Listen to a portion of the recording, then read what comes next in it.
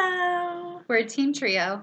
My name is Lakeisha Dawkins. I'm Kaylee Whelan. And I'm Rebecca Henry.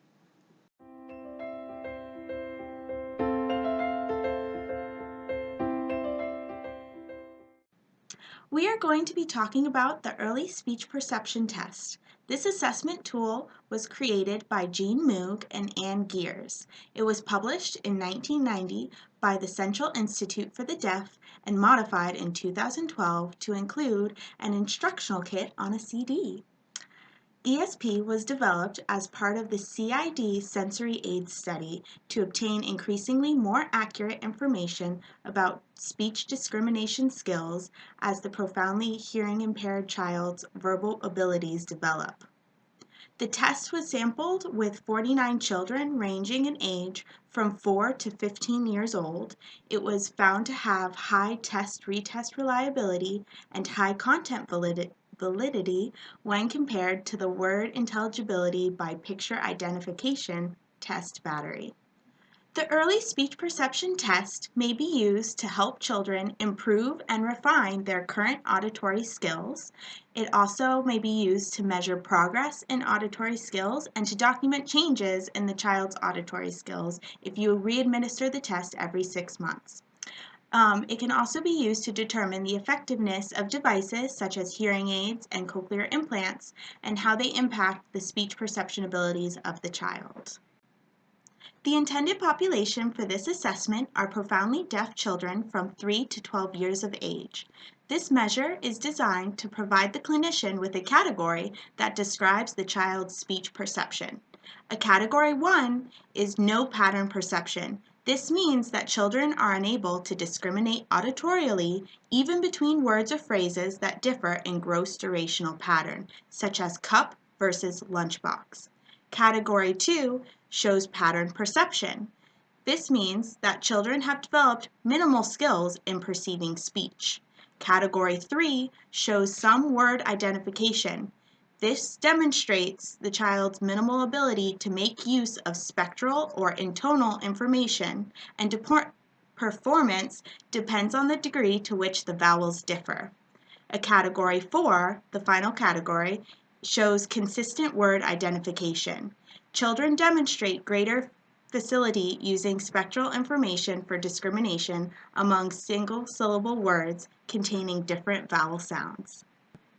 About now, you may be asking yourself why you need to know a child's skill at speech discrimination. Well, research suggests that infants' abilities to discriminate the fine-grained acoustic events that underlie speech play an important role in language development. Specifically, it was found that a 7-month-old infant's skill at native language phonetic perception is a strong positive predictor of that child's speed of advancement in language acquisition. Language abilities, such as the number of words produced, the degree of sentence complexity, and the mean length of utterance, were all predicted by early phonetic abilities.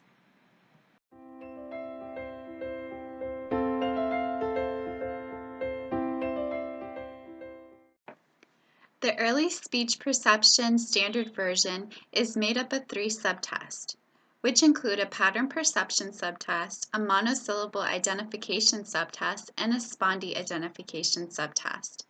In the standard version, the examinee is required to point to the picture that best represents what the examiner has said. Each picture card has 12 different pictures and is associated with its own subtest. Here is an example of one of the picture cards used during a subtest. The first subtest administered is the pattern perception subtest. Before the actual test is administered, the examiner should ensure that the client understands and can identify each word. This can be accomplished by presenting the words using lip reading, listening, and/or signing, and having the child point to the corresponding picture. After the child has correctly identified all 12 words, testing should begin and be completed using listening only. All items should be presented twice. The 12 words presented in this subtest include 3 monosyllable words, 3 trochees, 3 spondies, and 3 three-syllable words. In order for a response to be correct, the word selected just needs to match the stress or duration pattern of the stimulus word. For example, hot dog and airplane would both be correct responses for the stimulus word hot dog. Each correct response is worth 1 point.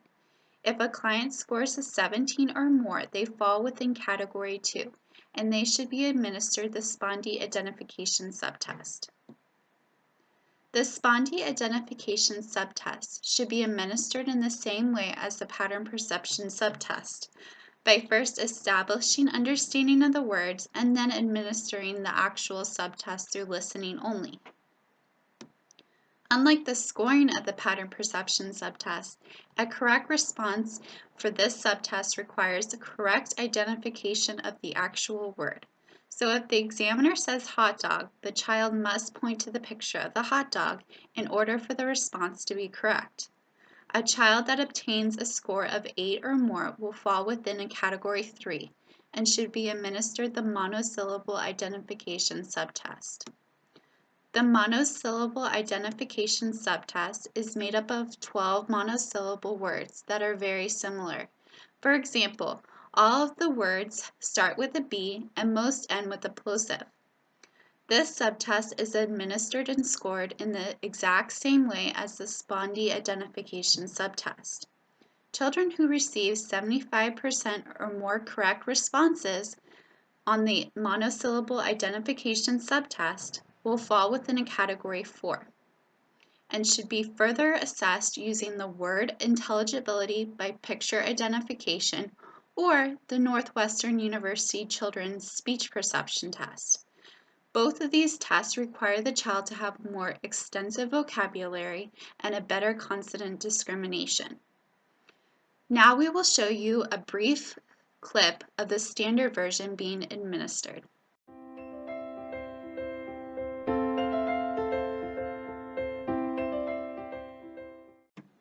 Fish, birthday cake, ball, hamburger,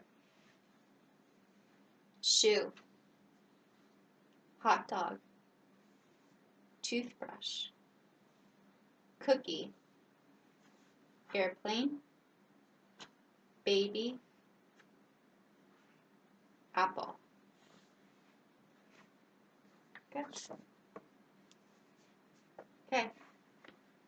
Fish, ice cream cone, birthday cake, ball, hamburger, shoe, hot dog, cookie, airplane, apple.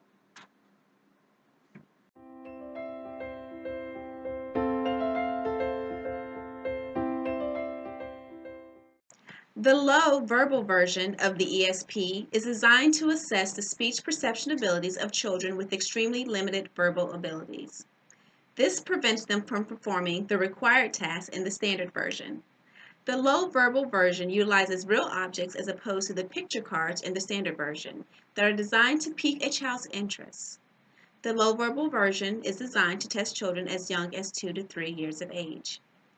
4 low verbal training activities are conducted in order to teach the child what is expected prior to testing.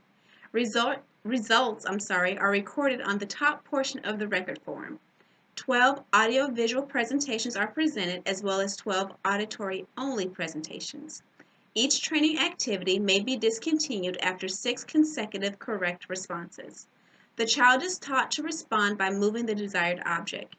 Once the task is performed audio-visually, the examiner presents a series of randomly selected stimuli without visual cues by covering the lips. The 4 training activities include ah versus hop hop, where we're contrasting a long continuous sound with a short choppy sound. For example, ah, hop, hop. The monosyllable versus the 3-syllable word contrasts a 1-syllable word with a 3-syllable word. For example, ball, birthday cake. Spondy versus three-syllable word contrasts a spondy word and a three-syllable word. For example, airplane, ice cream cone. And then we have the monosyllable versus a trochee, contrasting a monosyllable word with a trochee word. For example, ball, baby. Once we've completed the training activities, we will proceed to the pattern perception subtest. Here, the child will select one toy from each stress pattern category: one monosyllable, one trochee, one three-syllable, and one spondy. The words are presented first with lip reading, and then the child has to identify 6 toys in a row, randomly. A score of 8 out of 12 means the child is able to discriminate patterns and should continue testing. The next subtest is the word identification subtest. Here we have the spondy identification, where the child selects 4 spondy words, such as airplane, bathtub, french fries, and toothbrush. This should be administered the same as the pattern perception test. First, we'll do auditory visual first. 6 correct consecutive responses are needed, and then we will proceed with auditory only, where we cover our mouth. The next subtest is the monosyllable identification subtest. Here, the child will select 4 monosyllable words such as ball, bed, bird, a boat. This again should be administered the same as the pattern perception test. Auditory visual first with 6 correct consecutive responses, and then we will proceed to auditory only, where we place our hand over our mouth, and a score of 10 places the child in the category 4. Perception. Now we will show you a clip of the low verbal version being administered.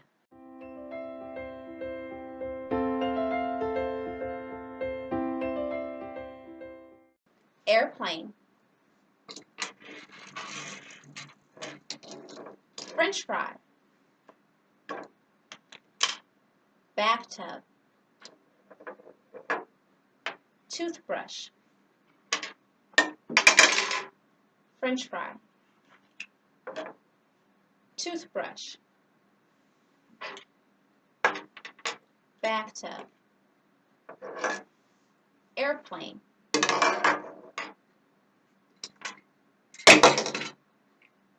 bathtub, french fry,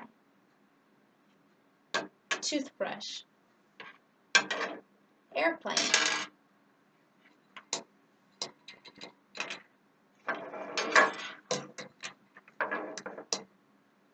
toothbrush, bathtub, airplane, french fry, bathtub, airplane, french fry.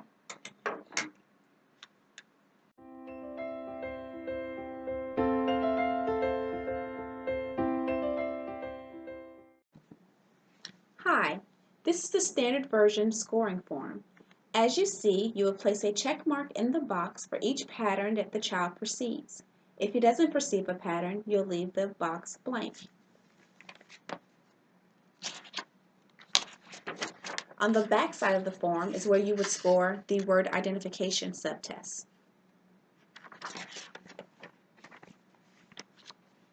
This is the low verbal version scoring form. And again, the top is where we would have the pattern perception training activities. And then we have the pattern perception subtest. And on the back, the word identification subtest. And again, you will place a check mark if the child perceives or understands the word, and you leave it blank if he doesn't.